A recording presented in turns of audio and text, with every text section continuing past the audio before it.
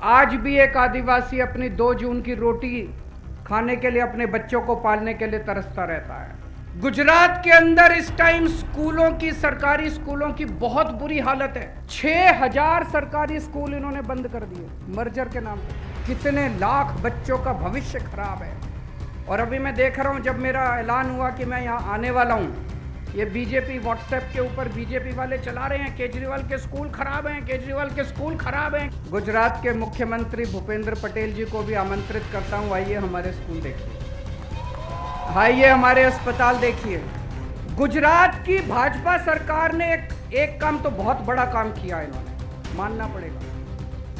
पूरी दुनिया में पेपर लीक करने के मामले में इन्होंने वर्ल्ड रिकॉर्ड किया है। मैंने सुना कल गिनीज बुक वालों की मीटिंग हुई है, उस मीटिंग में वो भारतीय जनता पार्टी का नाम डालने वाले हैं सबसे ज्यादा पेपर लीक करने के मामले में। उन्होंने बोला हम गुजरात को ऐसा विकास देंगे, हम गुजरात को ऐसा कर देंगे, हम गुजरात। एक बच्चा खड़ा हुआ, बोला जी एक पेपर करके दिखा दो बिना लीक किए। भारतीय जनता पार्टी को अध्यक्ष बनाने के लिए 6.5 करोड़ गुजरात के लोगों में से काबिल आदमी नहीं मिला इन लोगों को। इससे बड़ा अपमान किसी पार्टी ने आज तक नहीं किया। महाराष्ट्र से चलाएंगे ये लोग गुजरात, महाराष्ट्र के आदमी से गुजरात चलाएंगे ये लोग। गुजरात की जनता ये बर्दाश्त करने वाली है। आज यहाँ पे इतनी भारी संख्या में आए हुए सभी भाइयों, बहनों, माताओं, बुजुर्गों, बच्चों, आप सब लोगों को मेरा नमस्कार, सबको मेरा प्रणाम। मंच पे बैठे हुए हमारे गुजरात के सम्मानित नेता छोटू भाई जी को, महेश भाई जी को, गोपाल जी को, ईशुदान जी को, इंद्रानिल जी को, और भी बहुत सारे नेता बैठे हैं, सबको मेरा नमस्कार, सबको मेरा प्रणाम। गुजरात में 1 करोड़ से भी ज़्यादा आदिवासी रहते हैं। उन सभी आदिवासियों को मेरा प्रणाम। आज मैं समझता हूं इतने सारे टीवी चैनल वाले आए हुए हैं, गुजरात के बहुत सारे लोग इस कार्यक्रम को देख रहे होंगे। 6.5 करोड़ गुजरातियों को इस मंच से मेरा सादर प्रणाम, सबको मेरा नमस्कार।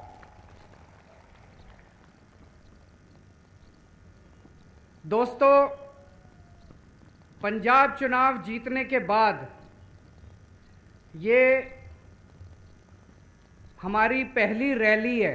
इसके पहले एक हमने रोड शो किया था अहमदाबाद में, पर जनसभा, पब्लिक रैली पहली रैली है, और वो पहली रैली हम आदिवासी इलाके के अंदर कर रहे हैं। आदिवासियों के साथ घोर अन्याय हुआ। पहले अंग्रेजों ने चूसा, उसके बाद हमारे अपने लोगों ने शोषित किया। बड़े बड़े प्रोजेक्ट्स के नाम पे आप लोगों को विस्थापित किया गया। आज भी एक आदिवासी अपनी 2 जून की रोटी खाने के लिए, अपने बच्चों को पालने के लिए तरसता रहता है। गुजरात के अंदर बहुत बड़ी विडंबना है। हमारे देश के 2 सबसे अमीर आदमी हमारे देश के 2 गुजरात से आते हैं, और हमारे देश के सबसे गरीब आदिवासी भी गुजरात से आते हैं। दाहोद के अंदर, छोटा उदयपुर, अरवली, डांग, कितने इलाके ऐसे हैं जहां पे बहुत गरीब लोग रहते हैं। एक तरफ बीजेपी और कांग्रेस पार्टियां उन अमीरों के साथ खड़ी है। ये दोनों पार्टियां केवल उन अमीरों को और अमीर बना रही हैं, और अमीर बना रही हैं। आज मैं कहने के लिए आया हूं कि केजरीवाल, आम आदमी पार्टी, छोटू भाई, महेश भाई, हम आपके साथ खड़े हैं, हम गरीबों के साथ खड़े हैं। ये पार्टियां उन अमीरों को अमीर बनाएंगी। जब तक इन पार्टियों की सत्ता, ये पार्टियां उन अमीरों को अमीर बनाएंगी, लेकिन मैं आपको कहने वाला हूं, हमें एक मौका दे दो, हम आपकी गरीबी दूर करेंगे, आपके बच्चों को पढ़ाएंगे, आपके लिए अस्पताल बनाएंगे, आपके रोजगार देंगे। हम अमीरों के साथ नहीं है, हम आपके साथ खड़े, हम गरीबों की पार्टी हैं, हम आम लोगों की पार्टी, हम अमीरों की पार्टी नहीं है। दिल्ली के लोग मुझे बहुत प्यार करते हैं, आज मैं गुजरात के लोगों से प्यार मांगने के लिए आया हूं।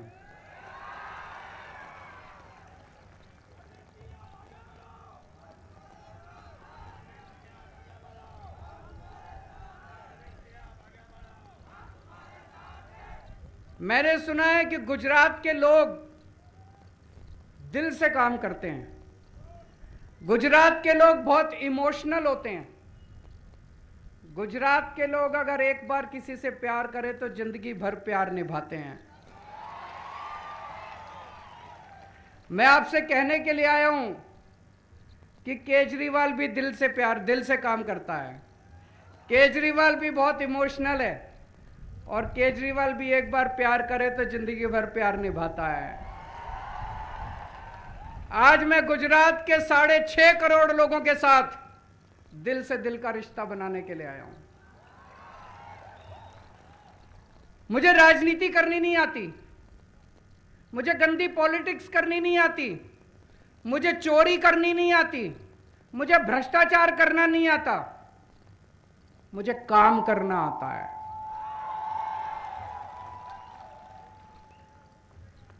मैंने लोगों से बात की, गुजरात के अंदर इस टाइम स्कूलों की, सरकारी स्कूलों की बहुत बुरी हालत है।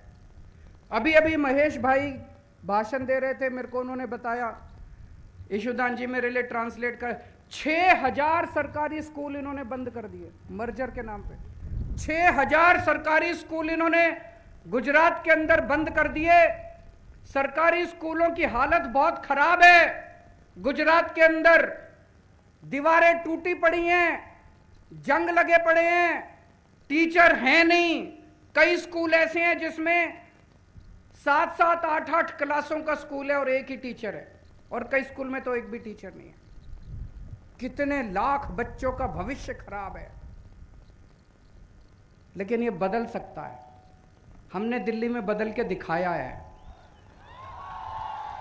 दिल्ली में भी पहले यही हाल था, दिल्ली में सरकारी स्कूलों का बहुत बुरा हाल था।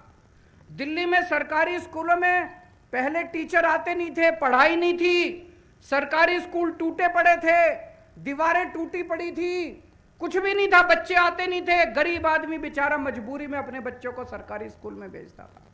कोई अपने बच्चे को सरकारी स्कूल नहीं भेजना चाहता था।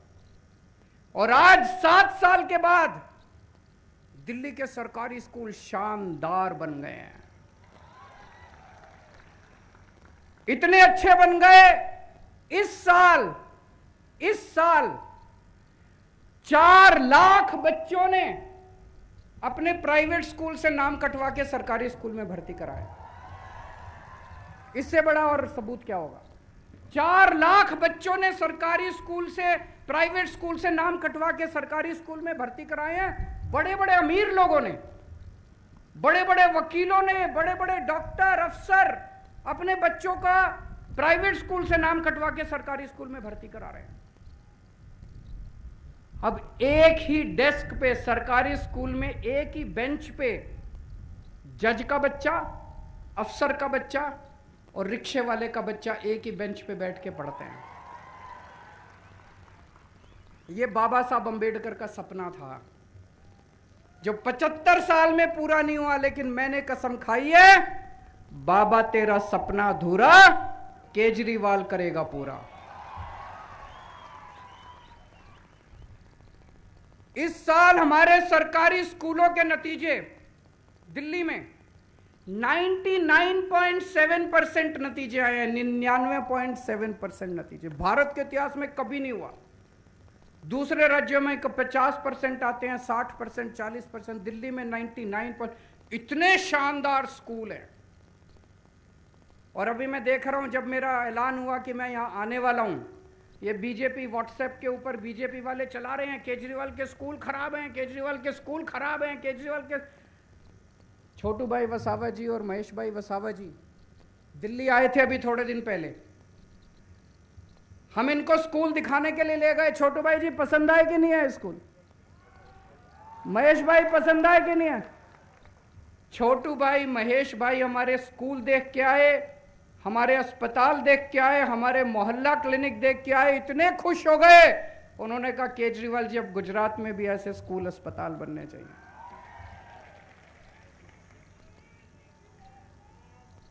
मैं आज इस मंच के माध्यम से गुजरात के मुख्यमंत्री भूपेंद्र पटेल जी को भी आमंत्रित करता हूं, आइए हमारे स्कूल देखिए, आइए हमारे अस्पताल देखिए, आइए हमारे स्कूल देखिए। ऐसे ही मत क्रिटिसाइज कीजिए। 27 साल से गुजरात में बीजेपी की सरकार है। 27 साल में इन्होंने सरकारी स्कूलों का यह हाल कर दिया। मैं आपको कहना चाहता हूं 5 साल अगर आप और इनको दे दोगे, ये कुछ नहीं करने वाले। ऐसे ही चलेगा, चलेगा कि नहीं चलेगा? ये ऐसे ही करेंगे और कुछ नहीं करने वाले। इन्होंने कुछ नहीं करना, लूटना है केवल। और 5 साल दे दो, गुजरात नहीं सुधरेगा। हमें एक मौका दे दो, हमें एक मौका दे दो। अगर 5 साल के अंदर हमने गुजरात के सारे स्कूल ठीक नहीं किए, अगली बार मेरे को लात मार के भगा देना। गुजरात की भाजपा सरकार ने एक काम तो बहुत बड़ा काम किया इन्होंने, मानना पड़ेगा। पूरी दुनिया में पेपर लीक करने के मामले में इन्होंने वर्ल्ड रिकॉर्ड किया है। सारे रिकॉर्ड तोड़ दिए, दुनिया के सारे रिकॉर्ड। आपने गिनीज बुक का नाम सुना है? Guinness book of world record है। मैंने सुना कल गिनीज बुक वालों की मीटिंग हुई है। उस मीटिंग में वो भारतीय जनता पार्टी का नाम डालने वाले हैं सबसे ज्यादा पेपर लीक करने के मामले में। मैं अभी देख रहा था 2014 में जीपीएससी मुख्य अधिकारी पेपर लीक, 2015 में तलाटी परीक्षा पेपर लीक, 2016 में तलाटी सुरेंद्र नगर गांधीनगर पेपर लीक, 2018 में टीईटी पेपर लीक, 2018 में मुख्य सेविका पेपर लीक, 2018 में नायब चिटनीस पेपर लीक, 2018 में लोक रक्षक दल पेपर लीक, 2019 में गैर सचिवालय क्लर्क पेपर लीक, 2021 में हेड क्लर्क पेपर लीक, 2022 में गुजरात ऊर्जा विकास निगम पेपर लीक, 10वीं बोर्ड के एग्जाम पेपर लीक, कक्षा 7 का पेपर लीक, सूरत यूनिवर्सिटी का पेपर लीक।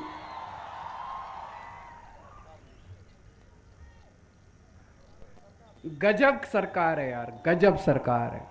नहीं, गजब है कर दिया इन लोगों ने। एक मैंने सुना भूपेंद्र पाटिल साहब एक जगह भाषण दे रहे थे।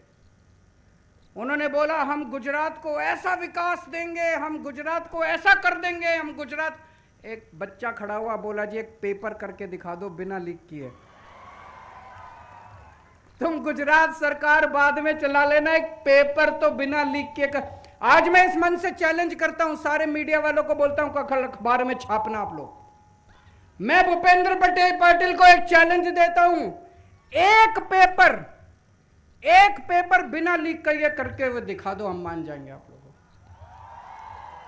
एक पेपर बिना लीक के हुए तुम करके दिखा दो, हम मान जाएंगे। पेपर लीक करने में इस सरकार ने गजब कर दिया। दिल्ली में हमने सरकारी अस्पताल बहुत अच्छे कर दिए। आज सुबह सुबह जिस गाड़ी से मैं आ रहा था, हमारा ड्राइवर भी आदिवासी इलाके से था। मैंने उनसे पूछा, मैंने कहा कि आदिवासी इलाके में अगर कोई बीमार हो जाए तो आप कहां जाते हो? बोला जी कई बार नीम हकीम होता है गांव के अंदर। बोला नहीं तो फिर किसी प्राइवेट डॉक्टर के पास जाते हैं शहर में, नहीं तो किसी सरकारी अस्पताल में। बहुत बुरा हाल है। सरकारी अस्पताल खराब हैं कि अच्छे हैं? जिन जिन लोगों को लगता है अच्छे हैं हाथ खड़े करें, जिन जिन लोगों को लगता है खराब है हाथ खड़े करें। ये कैमरे वाले जरा दिखा दीजिए पीछे, जरा कैमरा घुमा के दिखा दो बीजेपी की सरकार को कि 27 साल के अंदर उन्होंने अस्पतालों का क्या हाल करा है।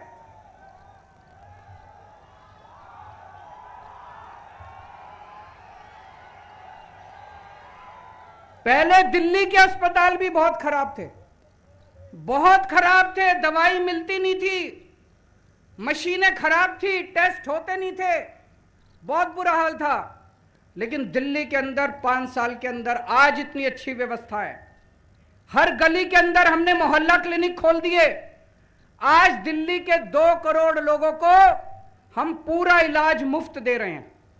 आपके घर में कोई छोटी बीमारी हो, बड़ी बीमारी हो, आपका अगर 70 लाख, 80 लाख, 90 लाख रुपए का भी खर्चा आएगा, आपको चिंता करने की जरूरत नहीं है, दिल्ली सरकार आपका इलाज फ्री में करवाती है।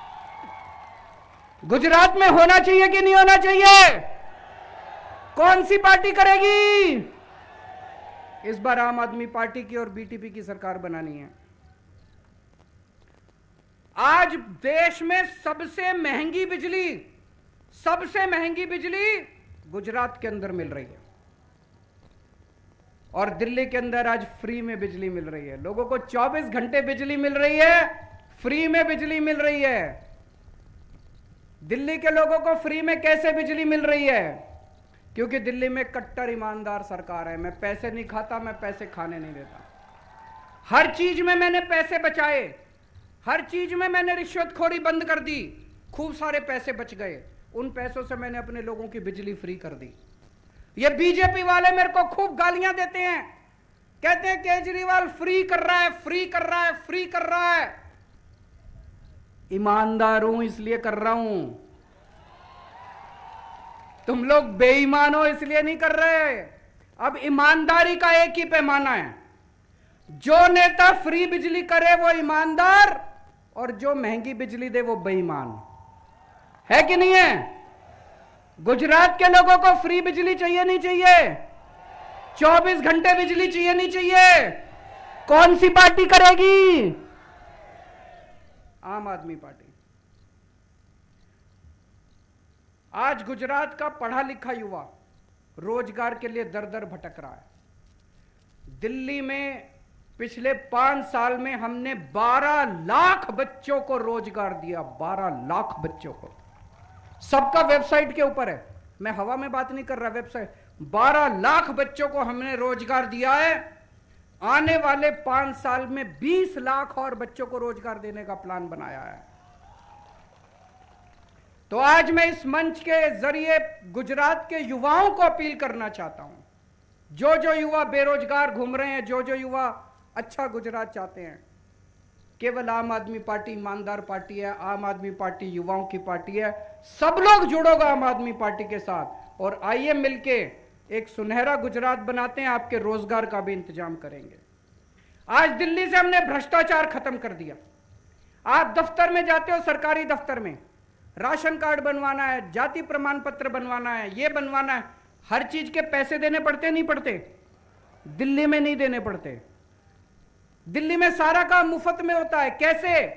हमने एक नंबर जारी कर दिया, हमने कहा इस नंबर पे फोन करो, जो काम करवाना है इस नंबर पे बताओ। आपको बिजली का कनेक्शन लेना है, आपको राशन कार्ड बनवाना है, आप फोन करो। वहां से वो बोलेंगे जी हम दिल्ली सरकार से बोल रहे हैं, बताइए आपका क्या काम है। आप कहिए मुझे बिजली का नया कनेक्शन लेना है, मुझे राशन कार्ड बनवाना है।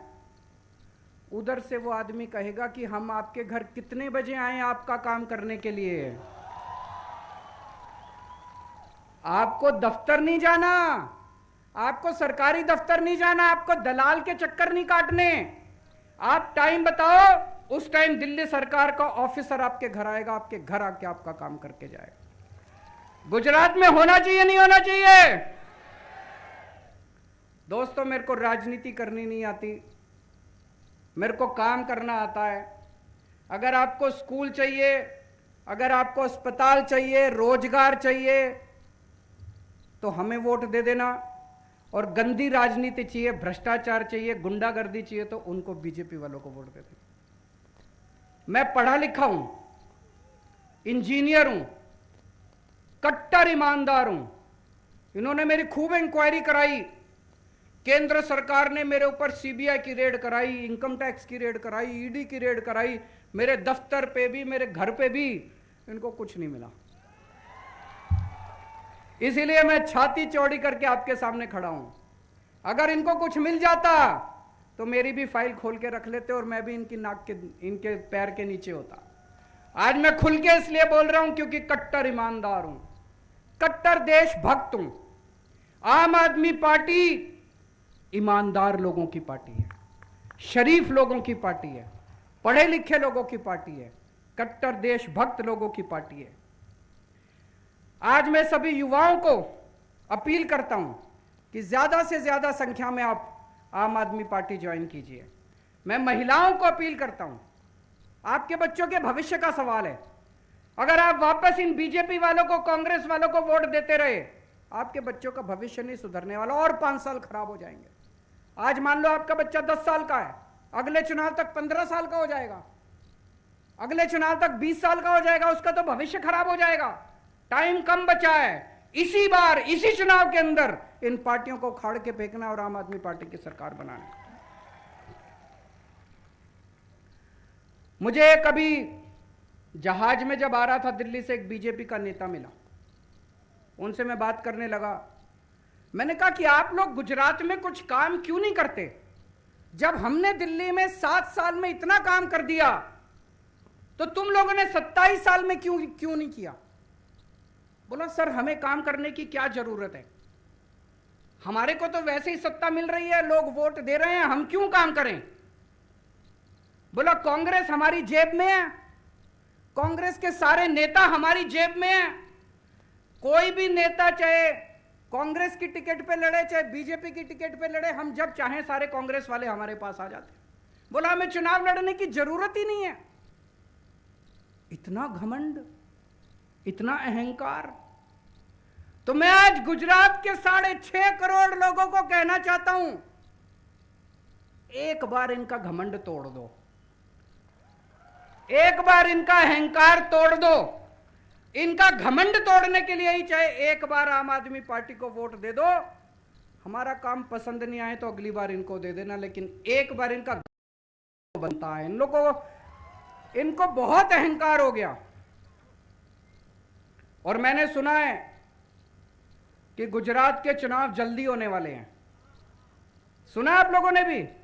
खूब चर्चा हो रही है गुजरात में भी, दिल्ली में भी, कि वो आम आदमी पार्टी से डरे हुए हैं।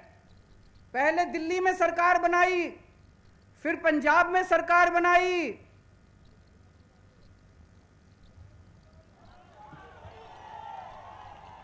अब गुजरात की बारी है कि नहीं है? अब गुजरात में सरकार बनाएंगे तो वो कह रहे हैं इनको टाइम मत दो, दिसंबर तक इनको टाइम मिल गया तो ये स्वीप हो जाएगा गुजरात। वो कह रहे हैं अभी चुनाव करा दो। मैं उनको कहना चाहता हूं, हम फक्कड़ आदमी हैं, हमारे पास कुछ नहीं है, हमारे पास ऊपर वाले का साथ है और जनता का प्यार है। ऊपर वाला हमारे साथ है, हम सच्चे रास्ते पे, सत्य के रास्ते पे चल रहे हैं। ऊपर वाला हमारे साथ है, हम ईमानदार लोग हैं, जनता का साथ है। तुम आज चुनाव करा लो चाहे 6 महीने बाद चुनाव करा लो, इस बार तुम्हारा पत्ता साफ है।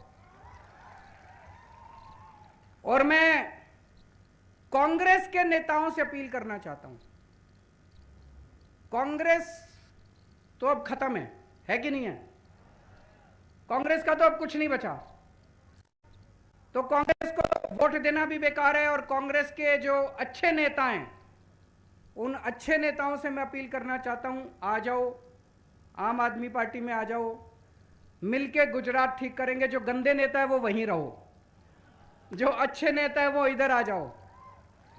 बीजेपी के नेताओं से मैं अपील करना चाहता हूं, बीजेपी में रहोगे गुजरात बर्बाद हो रहा है।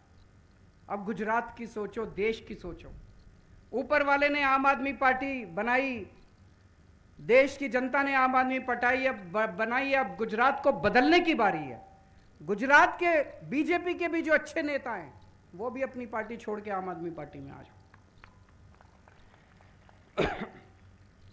मैं छोटू भाई वसावा जी को, महेश वसावा जी को बहुत बहुत शुक्रिया अदा करता हूं, आज इस सम्मेलन में मुझे आमंत्रित किया।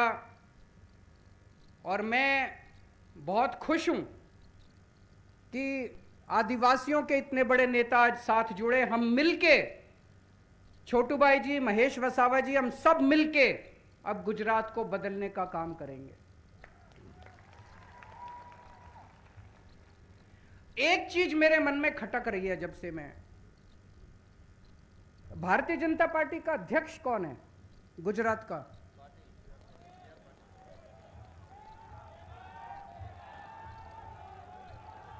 सी.आर. पाटिल।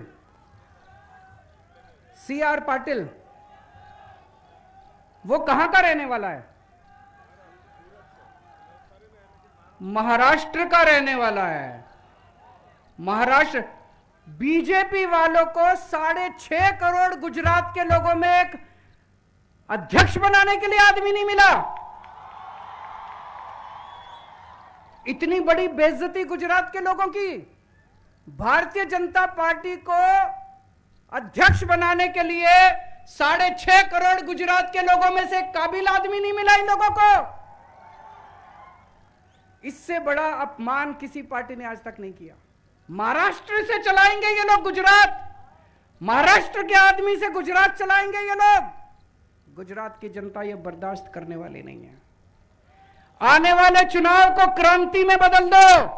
इस बार चुनाव नहीं होगा, इस बार नए गुजरात की नींव रखी जाएगी। दोस्तों, भारत माता की जय जोहर, जय जोहर। આપણું અમદાવાદ, હરિયાળું અમદાવાદ। ગામ આખું ભેગું થઈને નક્કી કરે કે આઝાદીના 75 વર્ષ છે, આપણે એક જગ્યા ગામમાં શોધી કાઢીએ અને ત્યાં 75 ઝાડ વાવીએ। વડાપ્રધાન શ્રી નરેન્દ્રભાઈ મોદીજી દ્વારા વૈશ્વિક જલવાયુ પરિવર્તનના નુકસાનથી બચવા તેમજ પર્યાવરણના જતન માટે ગામ દીઠ 75 વડના વૃક્ષો વાવી ગામે ગામે વડવન બનાવવાનું આહવાન કરવામાં આવ્યું હતું। મુખ્યમંત્રી શ્રી ભૂપેન્દ્રભાઈ પટેલ દ્વારા 21 માર્ચના રોજ ગાંધીનગરથી વડવન બનાવવાનો શુભારંભ કરેલ તથા વિકાસ પથના માર્ગદર્શક ગાંધીનગર લોકસભાના પ્રજાવત્સલ સાંસદ કેન્દ્રીય ગૃહ તથા સહકાર મંત્રી શ્રી અમિતભાઈ શાહજીના માર્ગદર્શન હેઠળ હરિયાળી લોકસભા ગાંધીનગર લોકસભા અંતર્ગત તારીખ 14 એપ્રિલ 2022ના રોજ Ahmedabad municipal corporation plot divine road science city Sola ખાતે આદરણીય વડાપ્રધાન શ્રી નરેન્દ્રભાઈ મોદીજીને પ્રિય 75 વડ વૃક્ષનું રોપણ કરી વડવન બનાવવાનો શુભારંભ માનનીય મેયર શ્રી કિરીટભાઈ પરમારના વરદ હસ્તે કરવામાં આવ્યો, જેમાં deputy mayor Shri Geetaben Patel, standing committee chairman Shri Hiteshbhai Barot, શાસક પક્ષના નેતા શ્રી ભાસ્કરભાઈ ભટ્ટ, દંડક શ્રી અરુણસિંહ રાજપૂત, કમિટીના ચેરમેન શ્રી અને ડેપ્યુટી ચેરમેન શ્રી, સ્થાનિક મ્યુનિસિપલ કાઉન્સિલર શ્રીઓ